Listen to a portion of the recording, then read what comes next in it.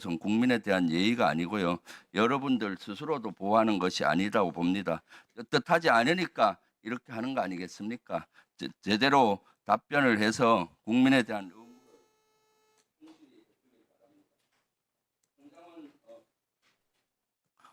홍장원 전 국정원 1차장님 나와주세요.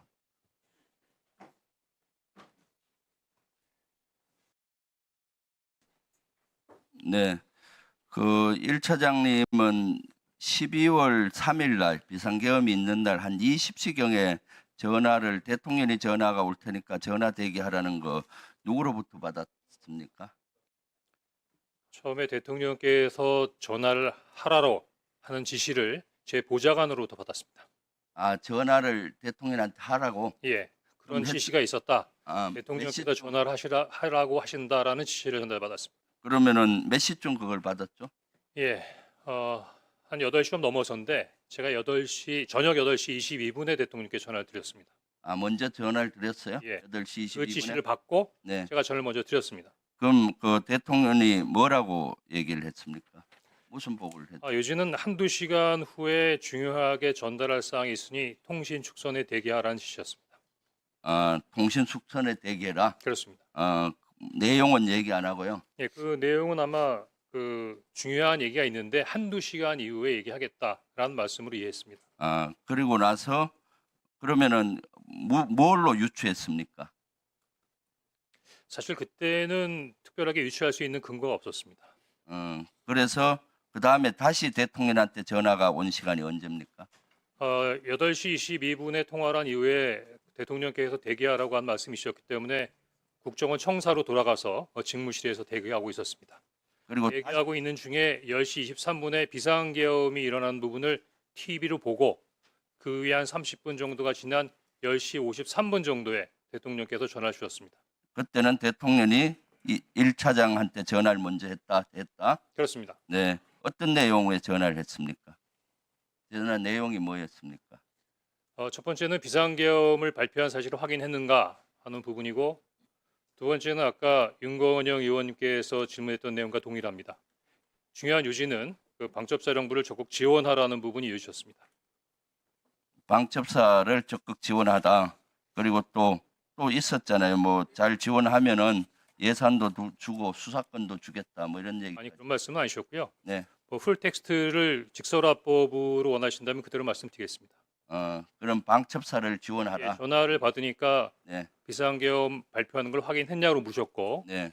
그다음에 조금 좀 강한 어투라서 말씀드리기가 좀 어렵습니다만 하여튼 이번에 다 잡아들여서 싹 다 정리해라라고 말씀하셨습니다. 근데 그때 목적어가 없었습니다. 그래서 어느 누구를 그렇게 해야 되는지까지 잘 몰랐고 그렇다고 대통령께 누구를 체포하라는 말씀이십니까? 라고 여쭤보기도 뭐해서 잠깐 기다리고 있는데 대통령께서도 약간 말씀에 퍼지가 있었습니다. 그러더니 지금 주시겠다는 건지 아니면 향후에 주시겠다는 건지 말씀하지 않은 상태에서 국정원의 대공수사권을 줄 테니 이번에는 일단 방첩사를 적극 지원해라. 아마 방첩사에 자금이면 자금, 인원이면 인원 무조건 지원해라고 말씀하셨습니다. 네. 비상계엄. 제가 네. 예 알겠습니다라고 답변했습니다. 그래요. 그래서 1차장은 방첩사령관한테 전화를 했나요? 그렇습니다. 몇 시에 했죠? 10시 53분에 대통령님 전화가 끝나자마자 대통령께서 지시하신 분이 방첩사를 지원해라라는 부분에 지시였기 때문에 이어서 바로 기억하기로는 11시 6분에 방첩사령관에게 전화했습니다. 방첩사령관한테 전화를 했는데 그때 방첩사령관하고 무슨 통화를 했습니까? 예, 방첩사령관에 11시 6분에 전화했던 것은 처음 전화가 아니고요.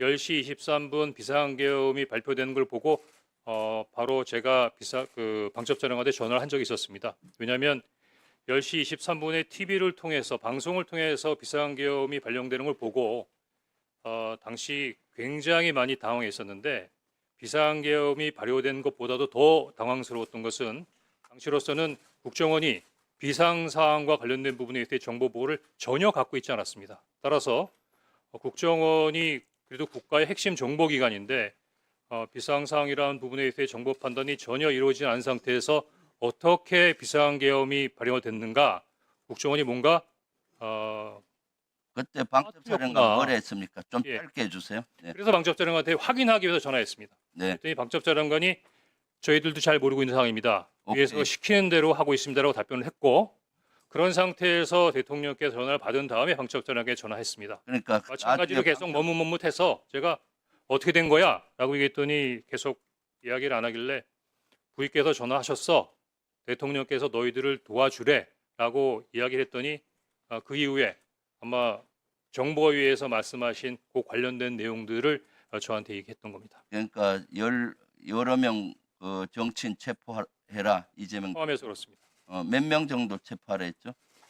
제가 기억하기에는 중간에 뭐 일일이 세지도 않았고 당시 밤중에 전화로 메모지에 막 메모를 하는 상황이었기 때문에 14명 정도로 기억합니다. 네. 그리고 계속 있었는데 택도 안 되는 소리라서 끊었다는 얘기 아니에요?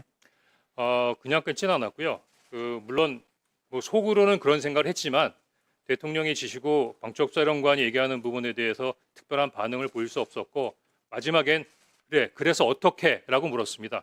뜻은 너가 원하는 대로 한다면 그럼 어떻게 하면 좋아? 그랬더니 저에게 직접 전화 주십시오. 이렇게 얘기했고 알았어 하고 전화를 끊었습니다. 그래서 그것을 어떻게 조치했나요? 구체적으로 말씀해 주십시오. 조태용 원장한테 보고했을 거 아니에요? 그 내용을? 제가 지난 1년 넘게 우리 조태용 아니, 원장님을 지금 시간이 많지 중심으로 않으니까 모셨습니다. 보고했죠? 예, 근데 원장님께서 저한테 보고를 받지 않았다라고 말씀하시고 계시기 때문에 제가 참 뭐라고 말씀드리기 좀 어려운데 몇 시에 보고했죠? 엄중한 자리인 만큼 네. 대통령으로부터 전화를 받았고 방첩사령관으로부터 엄중하고 민감한 사항에 대한 내용을 받은 것을 어떻게 데피티가 원장님께 보고드리지 않을 수가 있겠습니까? 또 지휘 개선으로도 잠깐만요. 시간이 없으니까 내가 질문하고 나머지 답변하세요. 그래서 조태용이 보고받고 그다음에 차장은 뭘 했고 국정원은 그다음 뭘 했고 그다음 조태용 원장이 그 사직서내라고 통보했잖아요. 그까지 좀 얘기. 원장님 송구합니다만 그냥 당시 제가 기억나는 대로 말씀드리겠습니다. 아마 국정원장께서는 하루에도 뭐 책 한두 권 정도의 정보 보고를 받으시고 워낙 많은 보고서를 받으시고 또 더구나 총리님께서도 말씀하셨지만 충격적인 상황이라 아마 당시 상황이 많이 헷갈리실 수 있으십니다. 더구나 제가 얘기한 부분이 굉장히 단편적이고 조태영 원장님께서 12월 6일 날 그 기자회견 하셨던 것처럼 제가 대통령께서 정치인을 체포하라고 지시하셨습니다라고는 보고하지 않았습니다. 다만 그 정황상 관련된 보고를 드렸는데 10시 53분에 대통령으로부터 전화를 받고 11시 6분에 방첩사령관으로부터 어떤 내용인 줄 알게 됐습니다. 제가 방첩사령관에게 전화를 할 때는 우리 국정원이 놓쳤지만 아마 대통령께서 이렇게 싹 다 잡아드리라고까지 말씀하시는 거 보니까 국내에 장기 암약하던 간첩단 사건을 적발했나 보다. 그래서 아마 이렇게까지 긴급하게 진행돼야 된다고 생각하고 국정원에까지 지원을 요청한다고 추정했었습니다. 그런데 여인영 간첩사령관으로부터 체포